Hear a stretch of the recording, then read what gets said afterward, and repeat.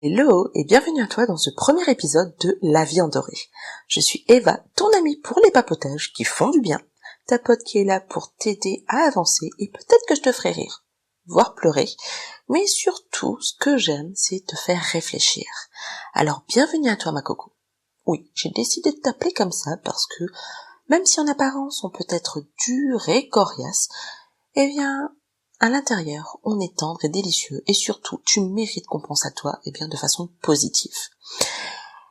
Ce podcast, si je l'ai créé, c'est clairement parce que je voulais un espace où on va parler vrai, sans filtre, et surtout avec beaucoup de bienveillance.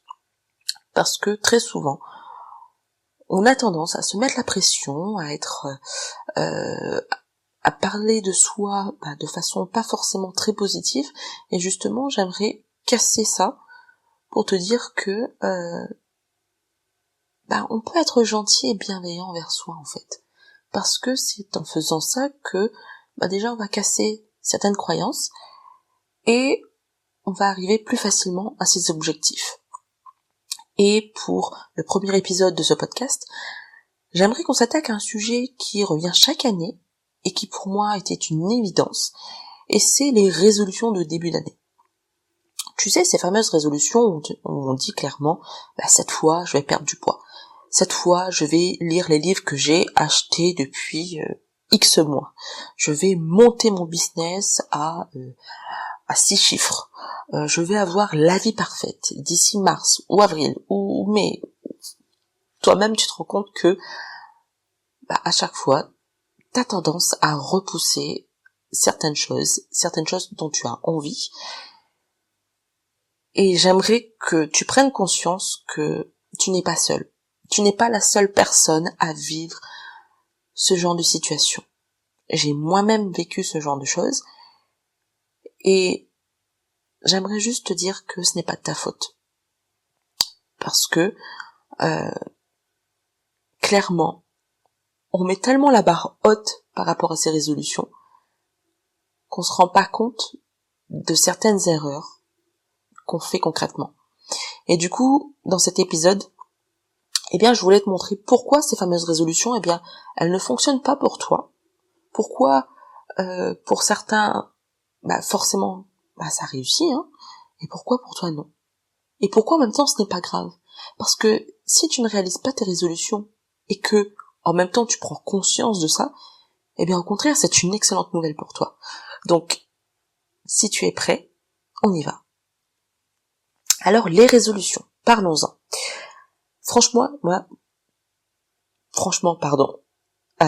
Les résolutions, clairement, je les adore. Parce que, à chaque fois que je me fixais des résolutions, je sentais ce petit frisson d'excitation qui envahissait tout mon corps. Je sentais cette vague d'énergie positive qui, juste, par le fait de penser à cette nouvelle vie où je serais plus mince, plus riche, plus organisée, franchement, c'était parfait. Quand je pense juste à quoi ressemblerait ma vie dans les mois à venir, clairement, tout était parfait. Sauf que, la réalité, elle ne reflète pas vraiment ce que tu avais imaginé en tête. Et la question qu'on peut se poser clairement, c'est pourquoi ça ne marche pas. Et en y réfléchissant un peu, j'aime bien voir les résolutions comme cette idée. En fait, pour moi, les résolutions, c'est comme les décors de films. Tu sais, les films de Noël où tu vois le quartier magnifique avec la neige qui est bien rangée, il n'y a pas de verglas, où tout est parfait et tout. Franchement, du point de vue du téléspectateur, c'est magnifique, c'est juste parfait. Mais quand tu te mets du point de vue de l'équipe de tournage, tu te rends compte qu'en fait, derrière c'est creux, il y a rien en fait. Et les résolutions, justement, quand tu les prends sur un coup de tête, c'est exactement ça.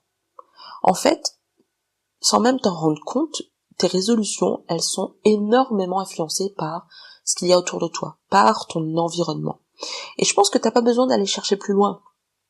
Pense seulement, il y a moins d'un mois de ça, quand on était au 31 décembre. Donc, t'es avec tes proches, ta famille, tes amis, peu importe.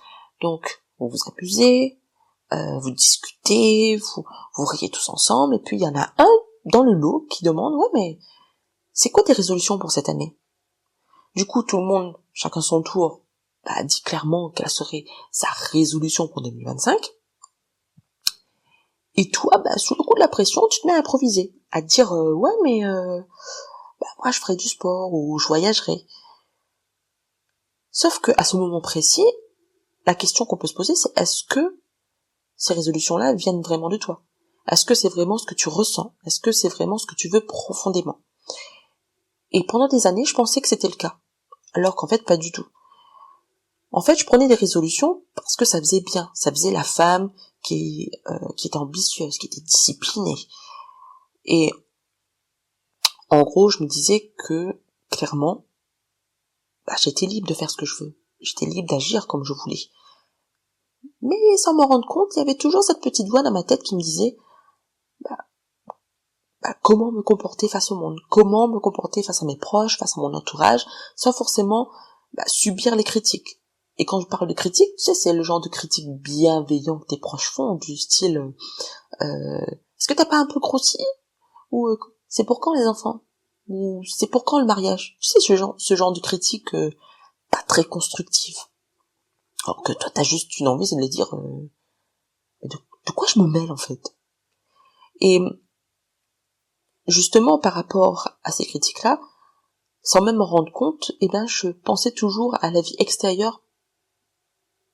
Je voyais ces avis-là, en fait, avant même mon propre avis.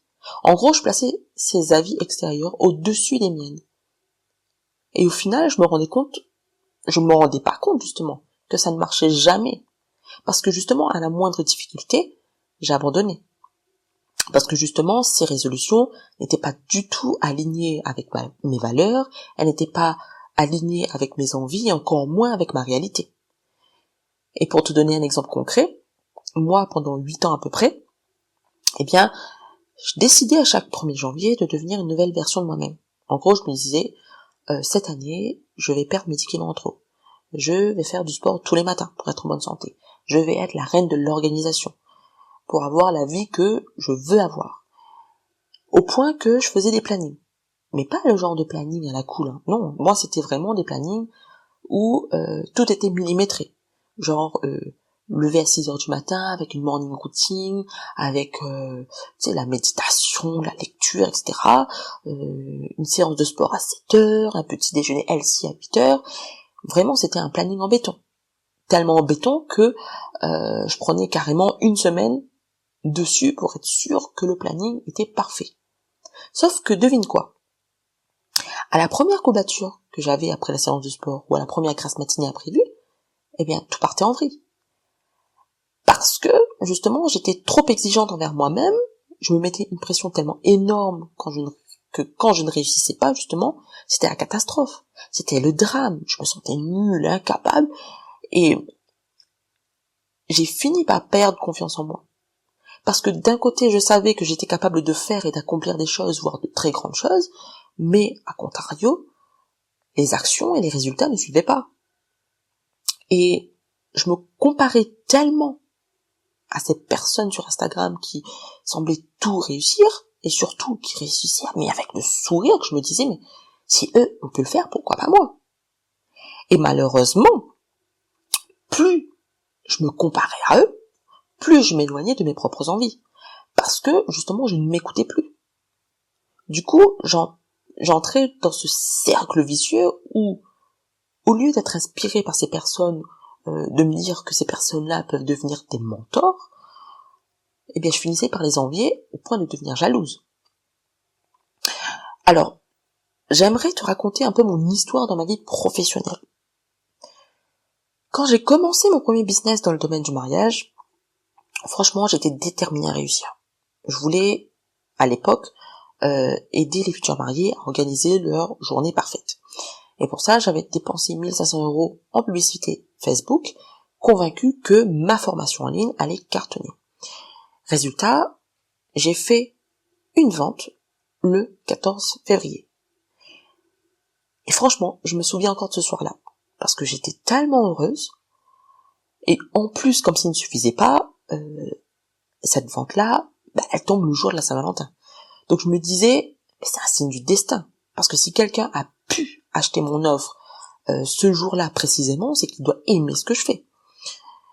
Tu sais, à l'époque, j'étais vraiment la nana qui essaie de trouver des coïncidences. Là, il y en a pas, clairement. Sauf que les jours sont passés et clairement, plus rien ne s'est passé. Mais vraiment, plus aucune vente, rien, nada. C'était vraiment le désert complet. Et je me souviens d'un jour où justement j'étais chez moi. J'étais assis sur le canapé, les jambes croisées, le regard fixé sur l'écran de mon ordi, et je ne savais plus quoi faire. À ce moment-là, clairement, j'étais totalement perdue. Parce que comment le fait que j'avais tout donné pour ce business, j'avais tout donné pour cette offre, pour final quoi? Réaliser qu'une seule vente? Et le pire, et je dis bien le pire dans cette histoire, c'est que tu vois, cette erreur-là, c'est qu'en fait, je n'ai pas pris de recul. Ça a été l'erreur monumentale que j'ai fait à ce moment-là. Parce que je me croyais tellement invincible que j'ai démarré dans d'autres business, mais au final, j'enchaînais les erreurs. J'ai suivi des méthodes qui ne me correspondaient pas. J'ai carrément copié ce que je voyais chez les autres, sans jamais vraiment me demander si c'était aligné avec mes valeurs, si c'était aligné avec ma personnalité. Et du coup, à chaque fois que ça ne marchait pas, eh bien, je m'en voulais encore plus. Mais imagine un instant comment ma confiance en moi est descendue en flèche. Mais avec ça, si tu ajoutes la baisse de morale, le stress et le surplus de pression que je me mettais à moi-même, que au final, au lieu d'essayer d'avancer, eh bien, clairement, je restais au fond du gouffre. Et ce n'est que des années plus tard, c'est-à-dire après la naissance de ma fille en août 2024, que réellement tout a changé. Parce que justement, son arrivée m'a forcé à ralentir. Elle m'a forcé à réfléchir. Mais quand je dis réfléchir, c'est déjà commencer à me poser les bonnes questions. Et ces questions, c'est qu'est-ce que je veux vraiment? Qu'est-ce qui est important pour moi? Et surtout, comment je veux me sentir? Parce que, à l'heure d'aujourd'hui, il est très facile de savoir ce qu'on ne veut pas. Mais à partir du moment où on te pose la question, mais qu'est-ce que tu veux vraiment? Je suis sûre que là, tu es en train de bugger parce que justement, tu ne sais pas concrètement. Et ça demande du temps pour savoir ce que tu veux. Mais ne t'inquiète pas, si moi j'ai pu le faire, tu peux toi aussi. Alors voilà. Maintenant, j'aimerais commencer par un exercice simple. Mais vraiment très simple. Cet exercice, j'aimerais que tu le fasses demain matin. Pas aujourd'hui, parce que sûrement au moment où tu l'écoutes, cet épisode de podcast, t'as vraiment tapé ta journée. Donc non, j'aimerais que tu le fasses demain. Et demain matin, j'aimerais que tu prennes 5 minutes pour toi. Pas 4, ni 10, juste 5 minutes. J'aimerais que tu t'assieds confortablement, que tu fermes tes yeux et que tu respires profondément. Et pendant ces 5 minutes, j'aimerais que tu te poses une seule question. Qu'est-ce qui me ferait du bien aujourd'hui? Je répète, qu'est-ce qui me ferait du bien aujourd'hui? Pas demain, pas dans un mois, mais aujourd'hui, maintenant. Et t'as pas besoin d'aller chercher midi à 14h. Hein. Non, fais simple. Et quand je dis simple, ça peut être mettre ta tenue favorite, prendre le meilleur café que t'aies jamais bu. Ça peut être appeler un ami, ça peut être juste sortir, marcher un peu, peu importe. Ce qui compte là maintenant, c'est que vraiment ce moment, tu l'accordes à toi-même. Je veux qu'en fait tu sois aligné avec ce que tu ressens au moment présent. Et je suis sûre que ces 5 minutes-là, elles peuvent tout changer. Parce que, justement, elles te rappellent que tu as le pouvoir de choisir et que tu es aux commandes. Et justement, quand tu commences à te choisir, eh bien, clairement, tout est possible. Tout devient possible dans ta vie. Maintenant, si on devait retenir une chose, c'est celle-ci.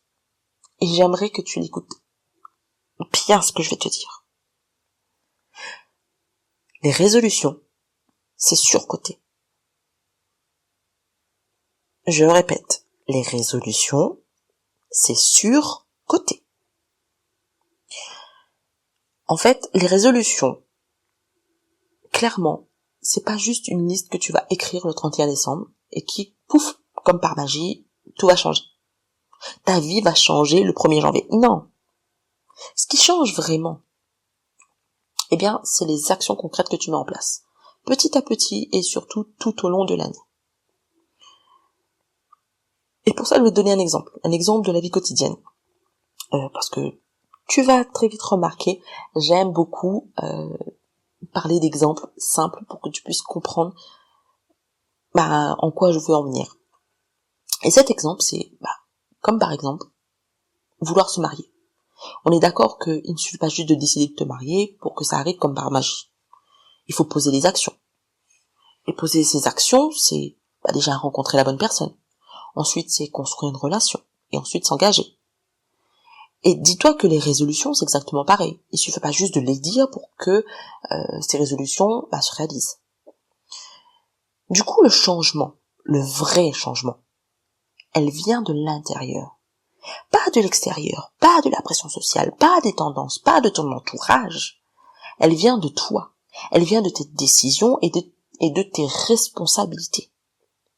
Alors si tu veux que 2025 soit vraiment ton année, commence par te poser cette question. Qu'est-ce que je veux vraiment? Si cet épisode t'a parlé, n'hésite pas à t'abonner à La Viande Dorée.